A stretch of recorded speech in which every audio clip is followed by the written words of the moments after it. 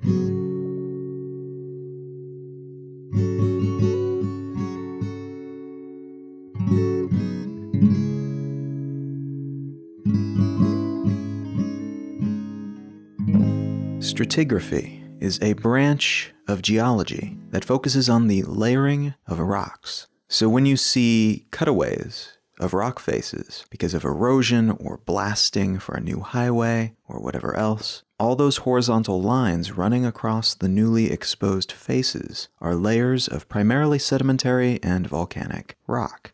The layers are called strata. The way they form these layers is called stratification, and the study of such layers and their layering is called stratigraphy. I should note that there are also stratigraphers who work in the world of archaeology rather than geology, and their field operates on very similar principles to those of the geological stratigrapher. For instance, it can generally be assumed that when you take a look at a dig site or a cutaway, the stuff that is higher up, that's closer to the surface of the earth, will be newer, and the things that are further down will be older. That's called the Principle of Superposition. It's also generally assumed that a layer within these formations will extend to cover a large area. So you could conceivably trace one layer across thousands of square miles, and as long as that area wasn't obstructed when it was at the surface, and even if that layer is now divided by some lake or canyon, you can still generally treat that layer as being a continuous body. That's called the principle of lateral continuity. Both of these principles, and several others that are held to be generally true across both geographic and archaeologic stratigraphers, are heavily reliant on the understanding that what was once the surface of the earth is now buried under more recent surfaces. And by assessing these distinct horizontal regions, we can look back in time and learn about previous periods and test our hypotheses about how things were, from how people lived in the case of archaeological stratigraphy to the levels of oxygen and nitrogen in the atmosphere, as is the case with lithostratigraphy, which is a subfield within the broader realm of geologic stratigraphy. Now there are subfields in this space as well, including petrology, which focuses on the physical conditions under which certain rocks form, geochronology, which helps us determine the age of rocks and fossils and such, and biostratigraphy, which kind of straddles geology and paleontology, as it involves figuring out the ages of various strata based on the fossils they contain. So it's looking at all those layers of rock, sorting through the evidence of life that existed within them, within each layer, and using that evidence to give each layer in a particular region a time range. They can figure out with decent accuracy when that layer was at the surface, using these and other indicators. The combination of these and similar fields, along with other seemingly disparate but actually adjacent fields, like archaeology, have allowed us to look backward in time, helping us better understand the nature of our planet, the cycles it goes through, why it looks the way it does, how the countless moving pieces fit together, while also helping us, at times, forecast what could happen next, how we might better interact with the planet to ensure that we don't muck things up too badly. And it's even helped us understand concepts that point outward from the planet, rather than inward. Magnetostratigraphy, for instance, is a method that utilizes the DRM, which in this case means detrital remnant magnetism, in a geological sample. And as long as their natural alignment, their magnetic pole orientation, is preserved and recorded, the reading from such a sample can help us figure out what the polarity of the planet's magnetic field was like when that particular layer of rock was first deposited. So not only does this additional bit of data allow us to test our understanding of when a particular strata was at the surface, it also helps us test our assumptions about the movements and cycles of Earth's magnetic field, which shifts and reshapes and even flips over long enough periods of time. What I want to talk about today is a debate that's occurring within the world of geology that has led to not just a very public and somewhat petty debate, but also a valuable discussion about how we carve up label, and discuss the distant and the relatively recent past.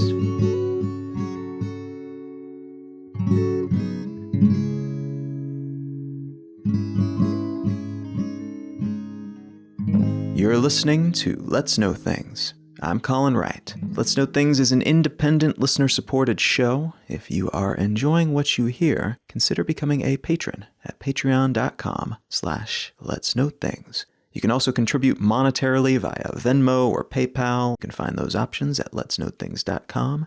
And also, super helpful is leaving a quick review up on Apple Podcasts or wherever you get your podcasts. Those help a whole lot more than you might suspect. Also, a quick note that I am currently on tour around North America. If you're keen to come out and say hello to hear me speak live, you can find more details about that and about my various stops, and you can even pick up tickets, if you care to, at becomingtour.com. All right, let's get back to the show.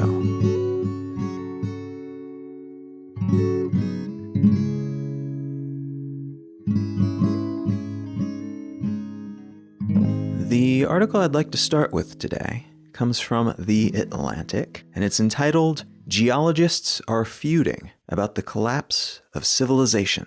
And the subtitle to that piece is, "The Year's Most Acrimonious Scientific Fight is a Megadrama Over a Mega Drought." Let's start with the surface layer of this story, which is the conflict between these geologists, and then move downward into the deeper strata of why this argument is even happening, how we organize knowledge and history, and what's at stake in this particular debate.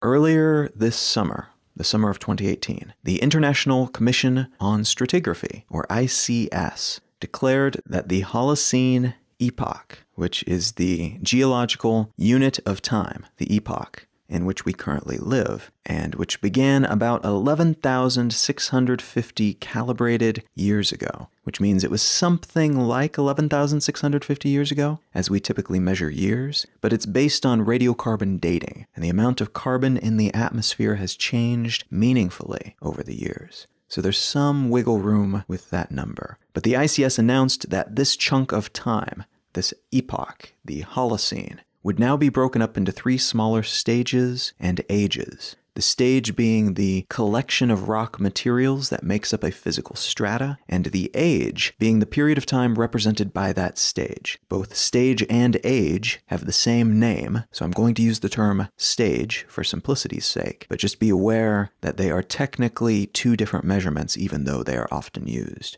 interchangeably. So the managing body of stratigraphy, the ICS, declared that the most recent epoch, the Holocene, which is the one in which we currently live, the one in which everyone and everything for the past 11,650 years or so have existed, is now broken up into three pieces: the Greenlandian, the North Grippian, and the Meghalayan stages.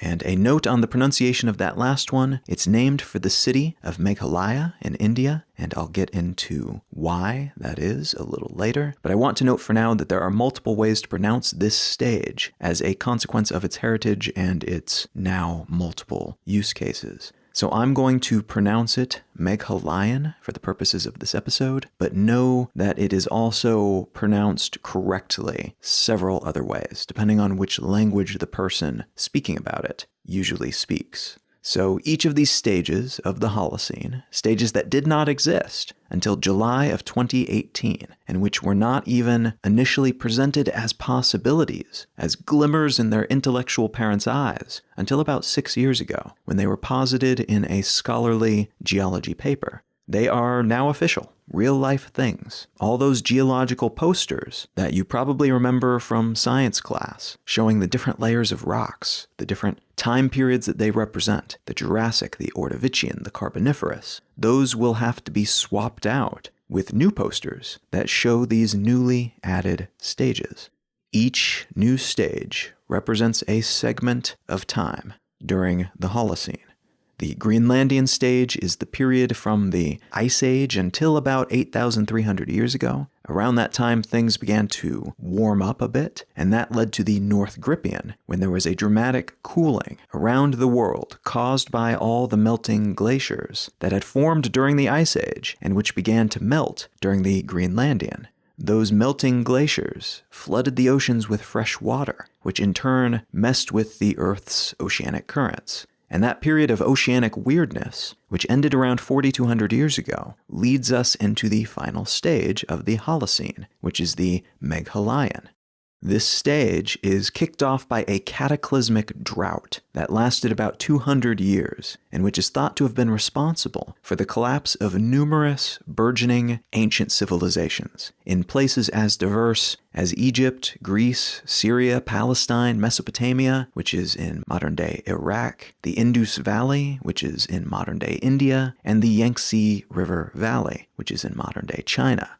Chopping up this massive chunk of time into a trio of smaller time pieces seemed prudent, as each chrono portion is distinct enough that we can point at them and identify individual traits and variables that kind of shaped the way the world operated during that time period. And the Meghalayan in particular allows us to denote a stage during which the modern world began to come into being.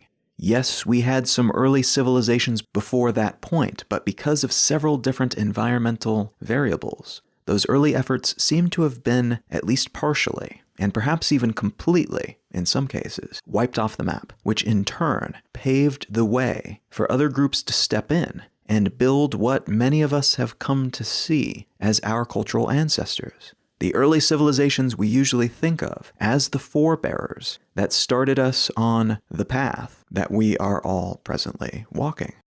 It's in this particular claim, though, where we find the roots of the conflict that is mentioned in that article in The Atlantic.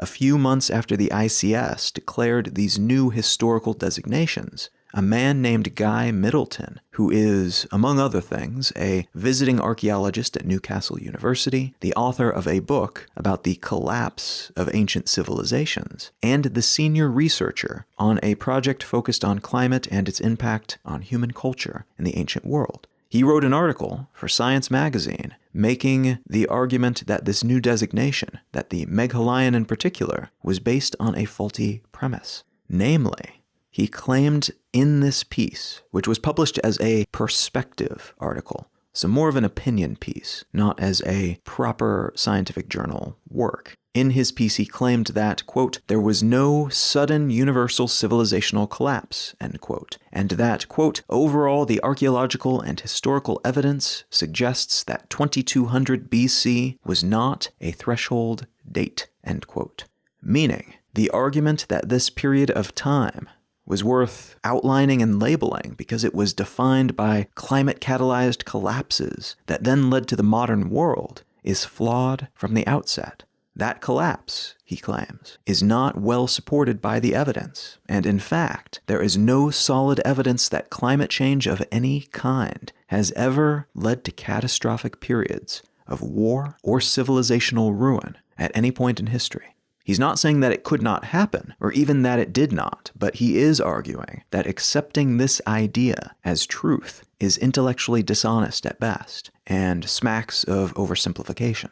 Middleton's position on this matter reflects that of many scientists throughout Europe in particular, who on average tend to take what we might call a more nuanced stance on the matter of climate change and its correlation with historical civilizational ups and downs. Importantly, they are not arguing that climate change is not happening and that it's not a problem. What they are saying is that the dogma, or rather what seems to them like dogma, that exists within the American scientific community when it comes to this subject, that the history of humanity is strongly pegged to the history of shifts in our climate, is not as supportable by evidence as is often implied.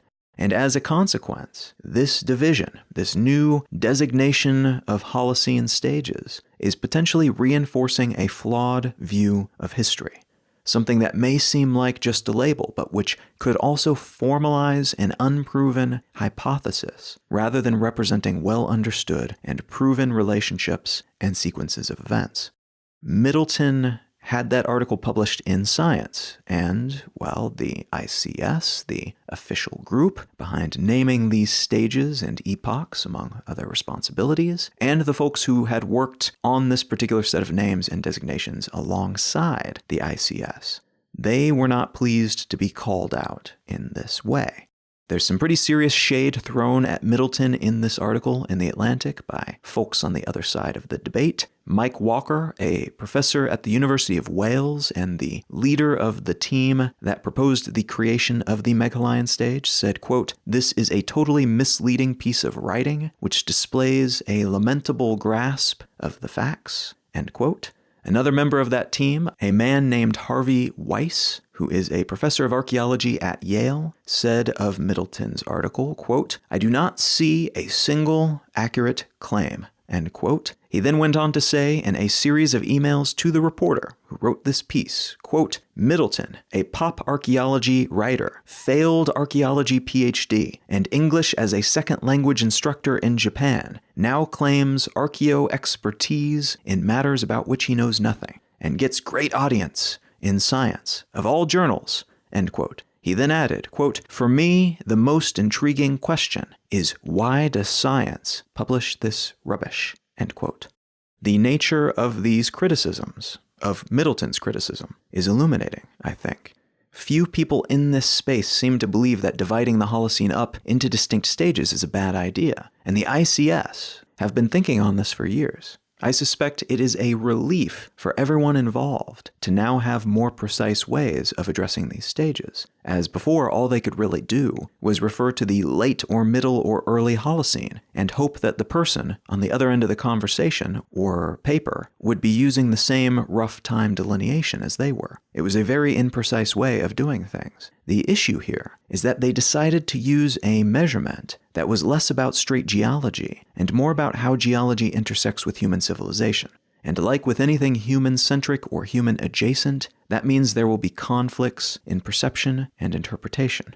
In this case, we look at this supposed global megadrought that is thought to have happened about 4,200 years ago, the best records of which come from a stalactite found in a cave in Meghalaya, India, which is why the folks at the ICS decided to use that moniker for this particular stage, and that drought-catalyzed moment was declared to be important, was distinguished as being vital, not because traces of iridium began to appear in the sediment within the strata, as was the case with the so-called golden spike caused by the debris plume cast into the atmosphere by the asteroid that contributed to the extinction of the dinosaurs about 66 million years ago, which was the delineation used for a previous geologic label.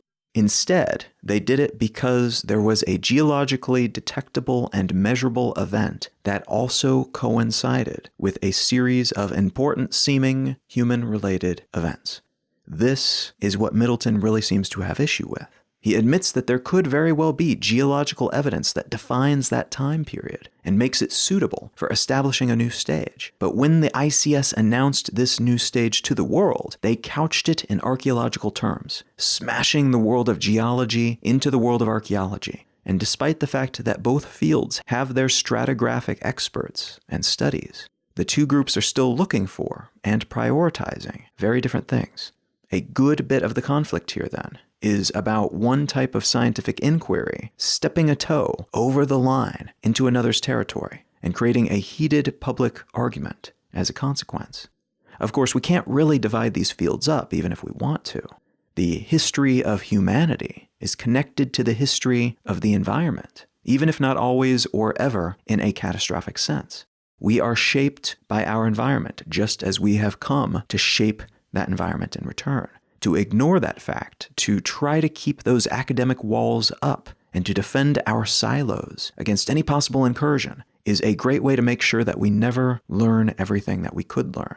There's a lot of chest thumping going on in this case, from both sides, and in both cases, it seems like the trigger that set them off is the idea that someone else, someone from outside their specialized, academically reinforced worlds, would dare to challenge their authority on a particular matter. These experts have no doubt earned their accolades, but I would argue that they should, nonetheless, avoid becoming immune to questioning. or to reframing from outside sources. We should honor that kind of knowledge and mastery, but we should not become dogmatic or worshipful about it.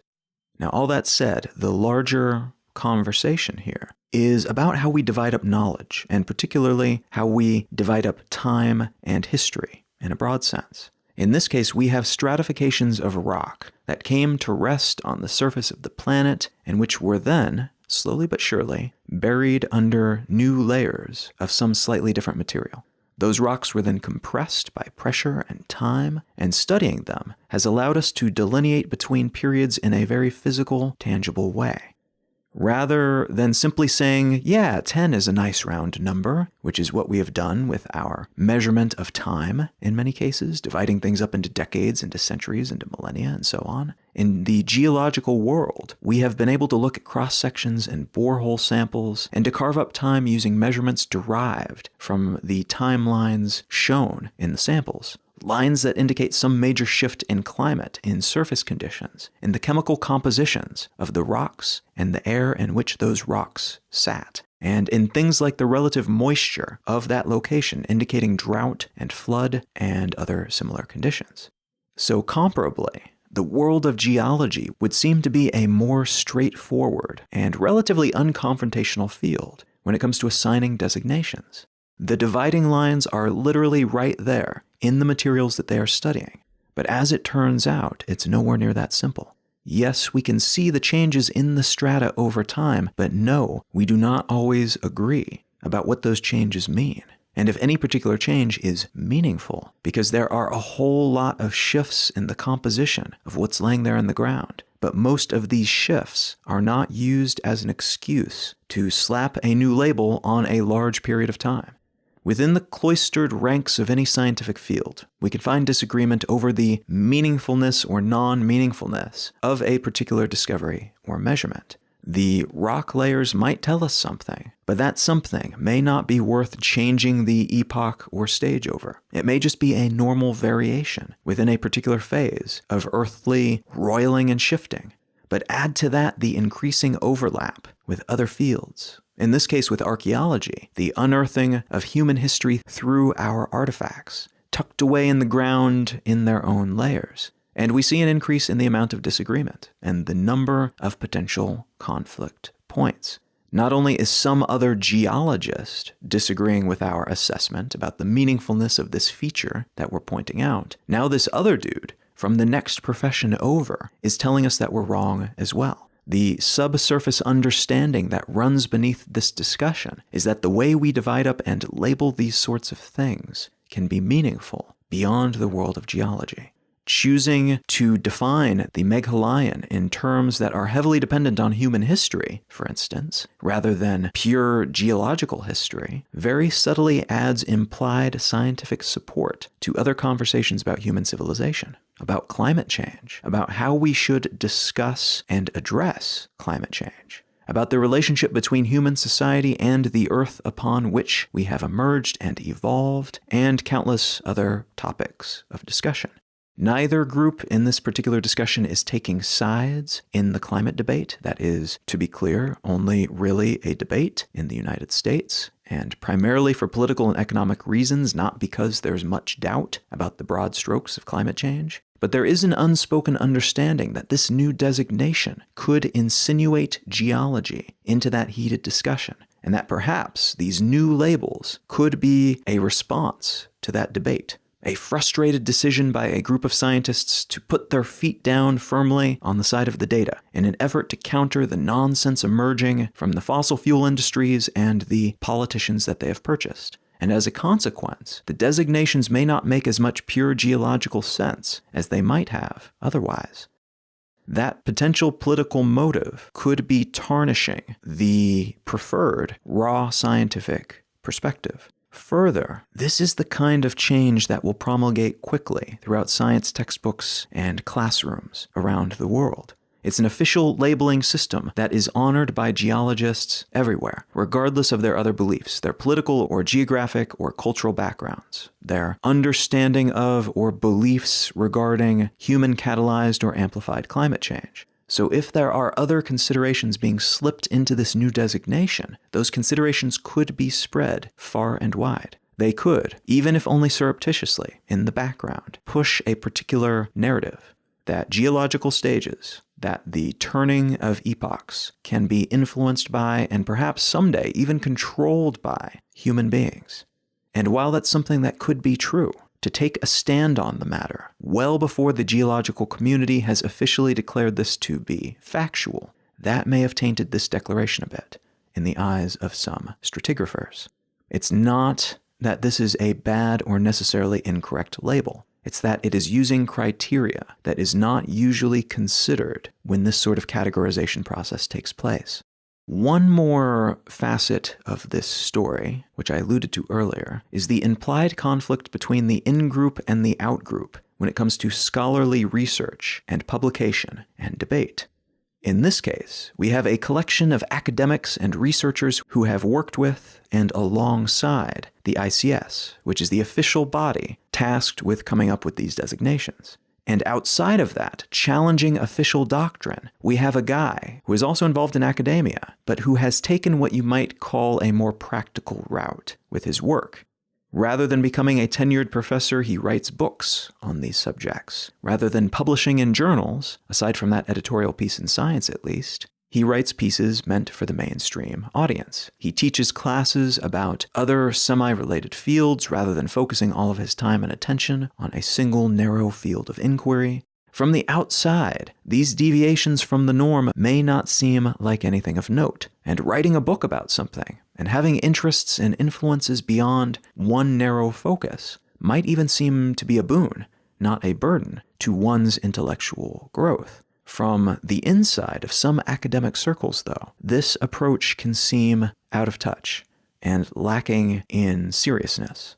Guy Middleton wrote a book challenging various civilizational collapse theories, sure, but he wrote that book for the Vox Populi, the general non-academic population, and as such, his work was derided by Weiss, one of the gentlemen who worked with the ICS on these new labels. He derided him as a writer of pop archaeological drivel. He considered Middleton to be someone who was not serious as a thinker or a researcher, and who was not on the inside. He wasn't one of us.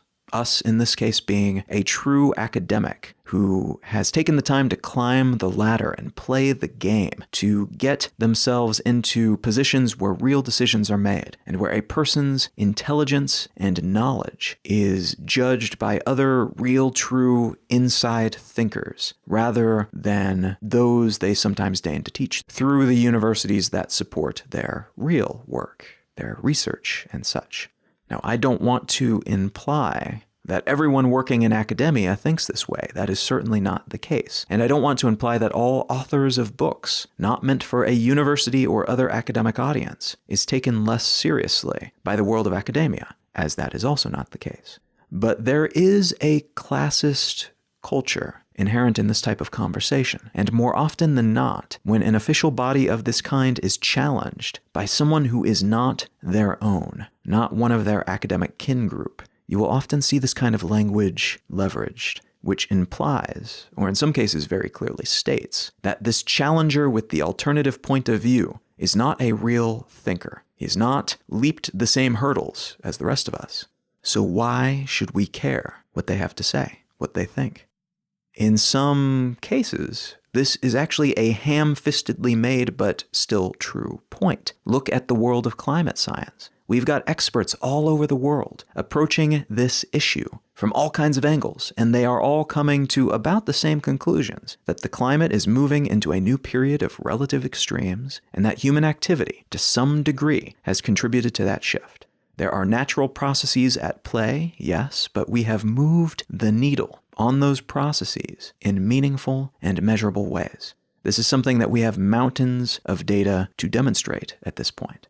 But despite that, there are barbarians at the gate calling all of this into question. And yes, a lot of those barbarians are politically and economically motivated, funded by those who stand to benefit by keeping the status quo in place as long as possible so they can maintain their positions of power and influence.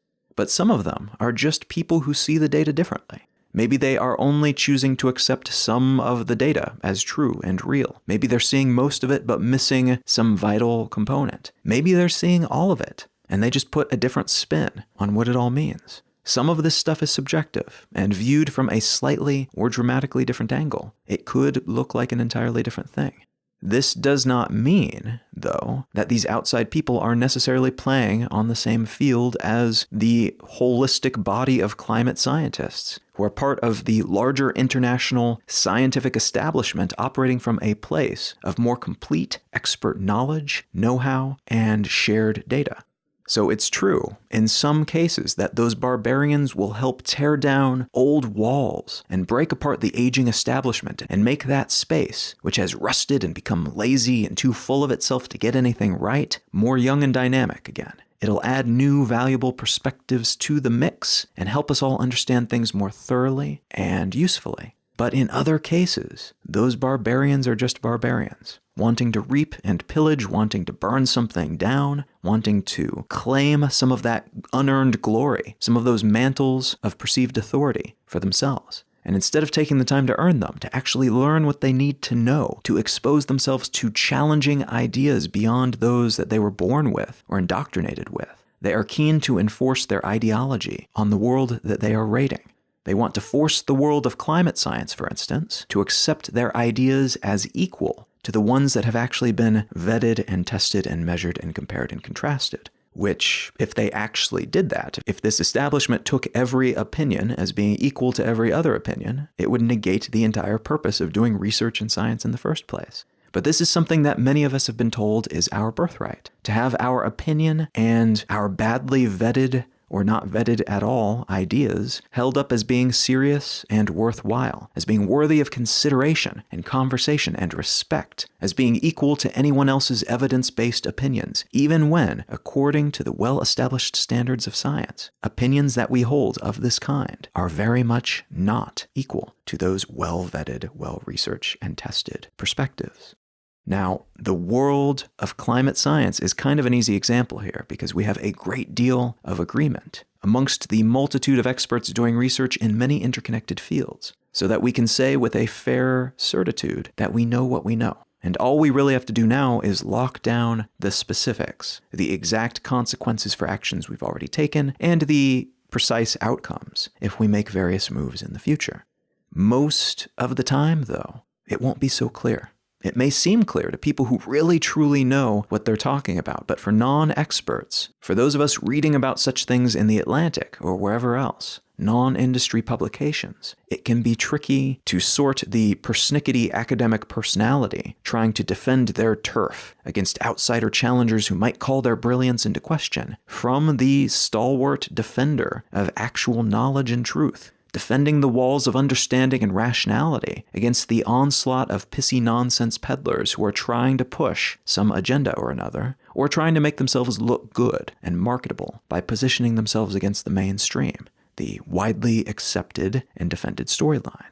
In some cases, we may even see a little of both. We may see our collection of well-researched, hard-earned societal knowledge defended by people who are also a little bit biased against outside ideas, but who, most of the time, are the protagonists in this larger story, even if they are flawed protagonists. None of this context changes anything about this particular case, of course. The Holocene has been broken up into pieces, the damage is already done, or our current epoch is a little more understandable and well-defined, depending on your perspective on the matter. The official body for such things has spoken, and plans are in motion to swap out all those classroom posters and textbooks to ensure the next iteration will reflect this new, broadly accepted reality. Our collective perception will shift, and future generations will have little reason to even wonder if there was ever any question about how the last nearly 12,000 years was divided up and labeled and formalized.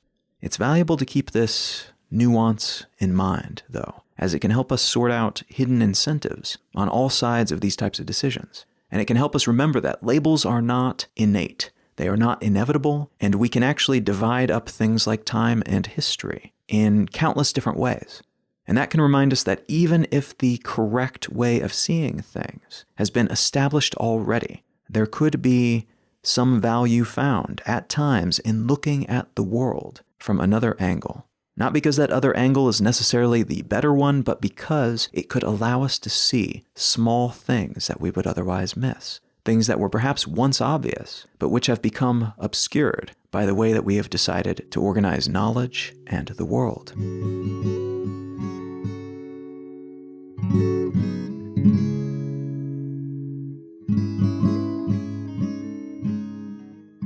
If you are enjoying Let's Know Things, consider picking up one of the books that I've written. You can find a list of those at colin.io. While there, you might also consider signing up for my twice-monthly newsletter, which is free. It contains information about what I am up to, my various projects, but also an essay at the beginning of each issue of that newsletter. And if you're keen to come hang out in person, consider coming out to one of my tour stops. I'm currently on tour around North America. You can find a list of dates and cities at becomingtour.com.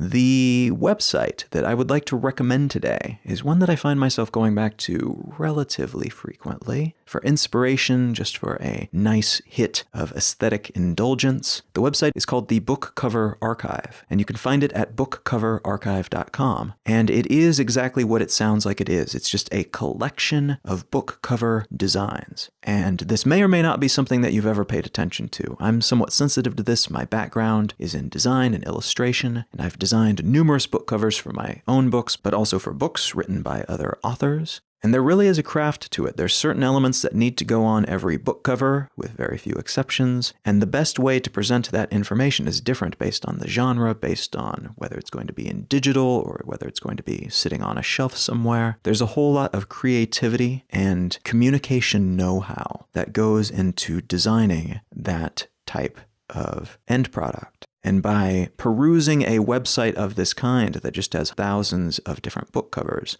all of which are absolutely gorgeous in different ways, you can begin to see some of those commonalities and then some of the things that these different designers are doing. You'll also find information about the designers of these covers, the books themselves. This site is pretty good about including metadata for these different images. But if you're ever looking for any kind of aesthetic inspiration, whether you're designing a book cover or anything else, this might be a good place to start. The website is called the Book Cover Archive, and you can find it at bookcoverarchive.com. You can find out more about me and my work at colin.io. You can find my blog at exilelifestyle.com, and you can find the show notes for this episode and every episode of the podcast at letsknowthings.com. You can find out more about the tour that I'm currently on at becomingtour.com, and feel free to reach out and say hello on your social network of choice. I am at Colin is my name on most of them, though it's just Colin Wright on Facebook. Thank you so very much for listening. I am Colin Wright, and I'll talk to you again next week.